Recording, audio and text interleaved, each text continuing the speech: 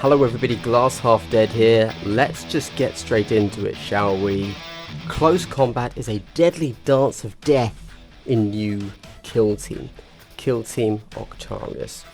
When opposing kill teams clash in the close confines of your typical mission area, or kill zone, melee combat is almost an inevitability. Accordingly, we're continuing our series of kill team articles by looking at how your operatives are going to cope when the chainswords and choppers start swinging. But also, if you're a subscriber to my channel, I'd like to give you a big circle hello. Yes, that's right, we're updating. Kill Team has updated, and now my double hello has to update. From now on, everyone receives a circle hello.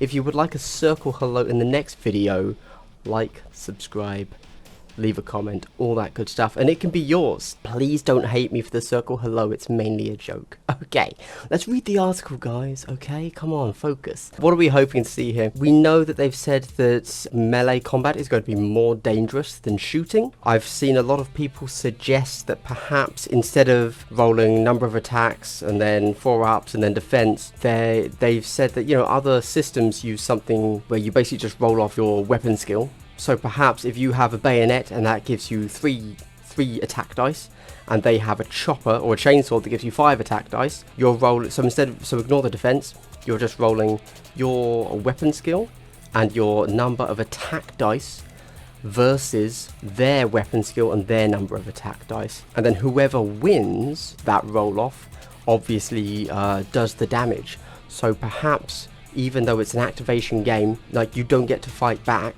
It's just whoever wins that roll off takes damage. So even if you charge and you're the aggressor and it's your turn, your activation, you take damage. Be really interesting. Let's find out. It's really hot. Don't body shame me, thank you. While melee weapons have many of the same characteristics as the ranged weaponry we took a look at yesterday, the quick and violent nature of close combat means survival is more a matter of split-second decisions and honed instinct than carefully aimed attacks. Rather than the attacker taking their shots and trying to slip past their target's armor, both fighters roll their melee attacks simultaneously. I haven't read this article yet. You are getting my live reactions. So that sounds like what somebody just suggested in my previous comments. I don't think they told me which system that happened in, but again, as we know, it seems like GW's taking in rules from other systems, modern, good, generally well regarded game design theory, and applying it to their own models. I have nothing bad to say about this as a general concept, okay? So let's keep going. Starting with the attacker, the combatants then alternate, choosing whether they want to use a successful hit to inflict damage or parry one of their opponent's hits, cancelling it out. Interesting, okay. This means that every fight is a strategic dance of death where powerful attacks are turned aside at the last minute and heroic soldiers throw themselves on enemy blades to land a desperate last-ditch blow. Okay, how's that working? So, starting with the attacker, the combatants then alternate. So we will both roll I assume we're rolling what I just said. We roll the number of attacks that our weapon has. If I've got a 4 attack weapon, I roll my 4 dice. Let's say I get 2 hits. You have your own weapon, which has, again, 4 attacks, and you also get 2 hits. Presumably, as the attacker, I can then say, okay, I want my hit to deal damage to you. So that I then have 1 success left.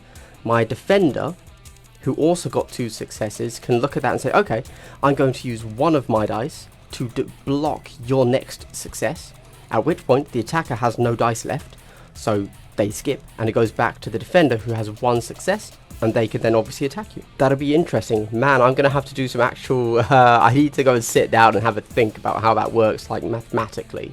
That sounds a bit complicated, but okay, let's power through. Okay, nice. Oh, Grey Knights versus Demons.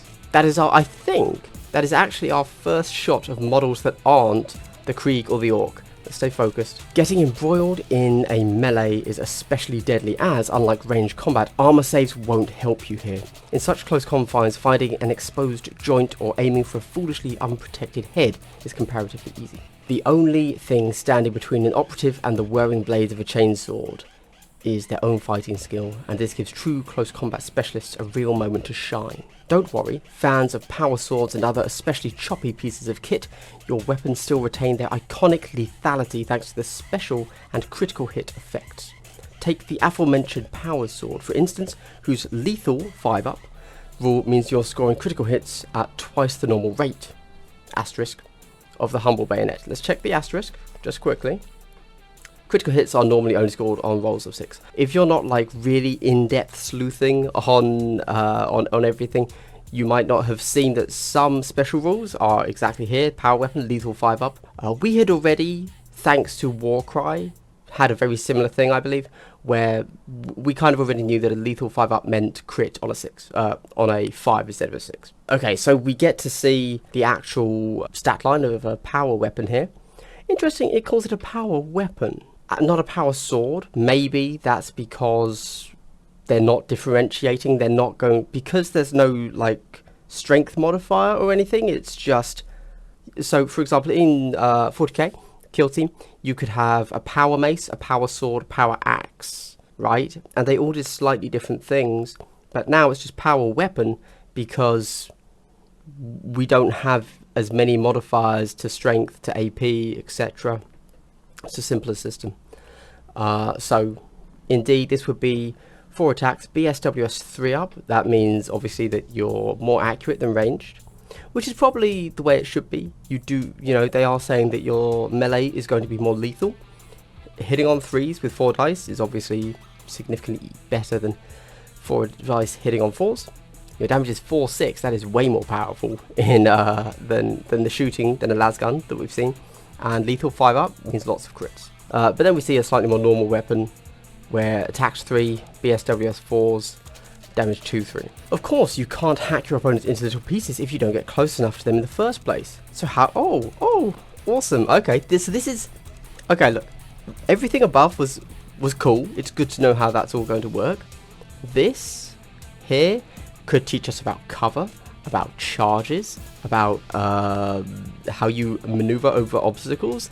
And odd as it might sound, this is actually this little paragraph here is probably going to tell us more about the game than everything we just read. Okay, how do we go about that? We've had a few questions. Nobody talks to Warhammer Community. What are they talking about? We've had a few questions about how movement works in the new edition. Effectively, it has evolved. Distances are now measured using cleverly designed gauges okay, which are broken down into 4 increments, 1, 2, 3 and 6 inches, each of which corresponds to a different shape. Units move in increments of 2 inches, denoted by circle, and most have either 2 or 3. Okay, so that answers a question right there. Until now, we had assumed that people would be able, or some units would be able to move in something other than a circle. So perhaps like a really fast model would move in a square, which is 3 inches, or would maybe even move in the, is it a hex? No, it's a pentagon, isn't it? Move the pentagon, which is 6 inches. But they've just said here, nope, everybody moves 2 inches. So that's good to know. Now we see this little diagram here. I assume they're about to explain it. And I think what it's saying here is that when you move over an obstacle, regardless of the size of that obstacle, presumably there is a limit. You don't need to measure the exact up and down of that model. It's just -1 circle. So you essentially pay 2 inches of movement. You pay 1 circle to move over that obstacle, which is cool. This new system makes navigating terrain much easier. The cost to climb a ladder or vault a barricade is usually circle. So most troops can move 4 inches in total if they also cleared an obstacle during their turn. Using the nifty gauges speeds everything up massively, as there's no need for fiddly measuring of exact vertical distances. Distances in Kill Team are ultimately still measured in inches, so you're very welcome to stick to your trusty tape. I'm outraged! I just started talking about the circle hello. This is, alright, fine. I'll get back to that in a moment. Who will you throw into the maelstrom of close combat? Will it be that poor Commando Grot we saw during the blah blah blah? Let us know, blah blah blah. In fact, speaking of all this close combat, it feels like our guardsmen from Krieg are missing something important. Oh, what does it mean? Okay, right, we'll get to that in a moment. let's have a quick wrap up of the article. How do we feel about it? Yeah, cool. I like it. They are clearly very, very deliberately only showing us the Krieg data cards and stats. That is obviously a very intentional thing, and odd as it might sound, that is actually super obscuring, right? And the reason it's so obscuring is because it means we only have like 1 or 2 numbers to actually work with. We don't know the range of this game. We can guess, but we don't know. So far we know that everybody has 7 wounds. We know that everybody has defense 3. We know that everybody has, you know, between 3 and 4 attacks, no matter which weapon they use. Well, Flamer has 5, right? So we're just very, very slowly being eked out. Hey, this is how the game works. They're not even showing us like the range of the game. We have no clue how strong a Space Marine is, for example. That's not even talking about the points, right? That's not even talking about the balance of points that they would apply to this game. These things are really definitive. We don't know how good a guardsman is. If we're playing guardsman against guardsman, we know, that's fine. But we have 0 clue about anything else. Pretty interesting, I won't lie. I do like down here, I like that they've told us this. This was hinted at already in my Discord by a dev there. I don't want to say their name in case they get in trouble. So this was hinted at already, but this little diagram here tells us a little bit more. I suppose the only question is, do you essentially put down your, you know, your 6 inches, your 3 circle, and then as soon as you touch an obstacle, you just minus 2 inches, and then you just keep going, so you essentially just have a 4-inch move, but you don't have to measure that up and down? Or does this circle, does this -1 actually like teleport you to the other side of the obstacle, and then you continue your 4-inch move? I assume it's just minus 2 inches, -1 circle, you keep going. I don't know. Okay, and then at the end they have mentioned you can stick to your trusty tape measure if you prefer, because it is all in inches. It will definitely be interesting to see how people decide to play this game. I'm not married to inches. Inches are pretty much as arbitrary as anything else that isn't metric, so I don't really care too much.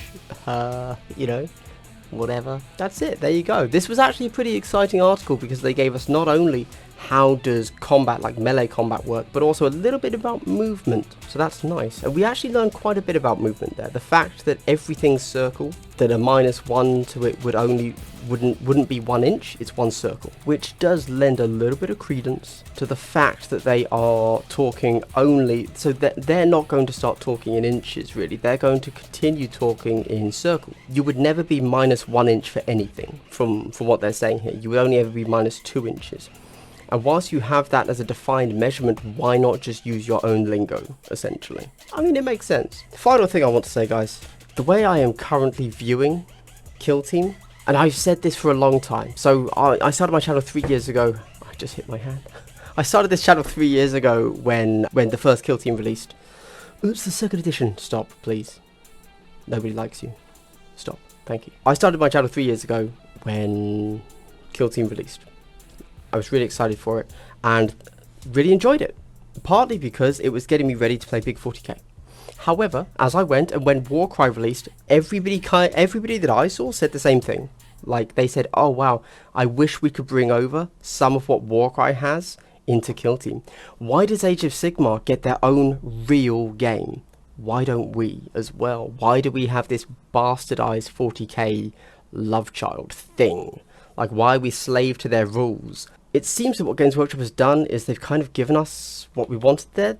I am on your side, people that are feeling a little bit left behind here. I'm a little bit sad that Kill Team is no longer going to be a way to learn 40k rules on a small scale, on a faster scale, before you go up into Big 40k. Part of me genuinely thinks that because I've just begun my journey into 40k, right? And it's like, oh, well, I actually learned a lot of my rules for 40k from Kill Team. Seriously. So this was a positive thing that Kill Team was slaved to 40k for me. It seems like Games Workshop has gone out and taken modern design principles that are not slaved to a 40-year-old game system and is giving them to us and is allowing us to play a modern game design theory game using their cool models and lore. I genuinely can't complain. Like, for those of you out there that might think, oh, he's not complaining enough, which bizarrely is something that people will think, it's because I'm kind of getting what I wanted from 2 years ago. There are negatives here, of course, but this is actually something that I genuinely asked for a while ago. So how could I possibly let them give me what I've asked for, and many of the community have asked for, and then complain about it? I really enjoyed the first Kill Team. Like, genuinely, it was good. I liked what it was. I liked what it gave me. I liked that it directly tied me into 40k, which is a game I've always wanted to learn and play. But I think that this Kill Team Octarius, the Kill Team Reboot, is going to be a better game. Those are my current thoughts. I will obviously have more thoughts to say about it at some point in the future, once I've got my hands on it, all that stuff. No, Games Workshop hasn't given me a copy, hasn't been in touch with me. I'm just a dude that's going to go out and buy the game as soon as he can, okay? Anyway, this has been Glass Half Dead. If you've made it to the end of the video, I'd like to say a big thank you and a big square hello. Wasn't that wholesome? If you want to get more of that square hello wholesomeness in the next video, like, subscribe, leave a comment, watch the end of the video. That'd be really appreciated.